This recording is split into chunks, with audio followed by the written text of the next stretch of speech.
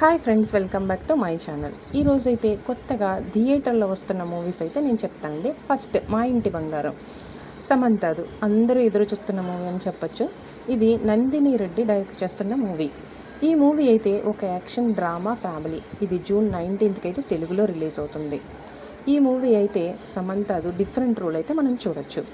Next movie cocktail movie already 2012లో part 1 అయితే release అయింది. ఇప్పుడు అయితే మనకి 2026లో పార్ట్ 2 అయితే రిలీజ్ అవుతుంది.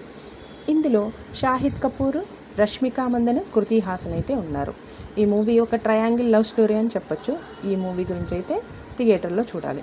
Next movie Balan the boy, Malayalam movie. ఈ మూవీ అయితే ఒక కొత్త మలయాళం సినిమా. ఇది కూడా జూన్ 19th అయితే రిలీజ్ అవుతుంది.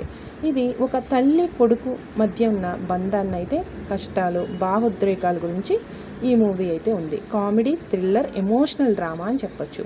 ఈ మూవీ జూన్ 19th అయితే మన థియేటర్లో వస్తుంది. తెలుగులో కూడా డబ్బింగ్ అవుతుంది, మలయాళం మూవీ అయినా.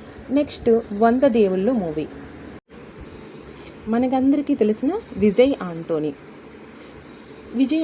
బిచ్చగాడు మూవీ ఎలాగో ఇది కూడా అదే. బిచ్చగాడు లాంటి మూవీ తీసిన కాంబినేషన్లో విజయ్ ఆంటోనీ అండ్ శశి దర్శకత్వంలో అయితే వస్తుంది. ఇది అమ్మ సెంటిమెంట్, కుటుంబ బంధాల గురించి తెలిపే మూవీ.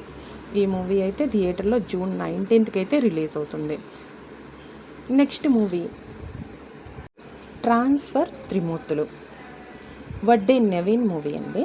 ఈ మూవీ అయితే నిజాయితీ గల ప్రభుత్వ ఉద్యోగిగా నటిస్తున్న ఈ మూవీలో అయితే మనకి ప్రధానంగా వడ్డే నవీన్ అయితే కనపడతాడు. రాజకీయ ఒత్తిడి వల్ల అతన్ని పదే వేరువేరు ప్రాంతాలకైతే బదిలీ చేస్తారు.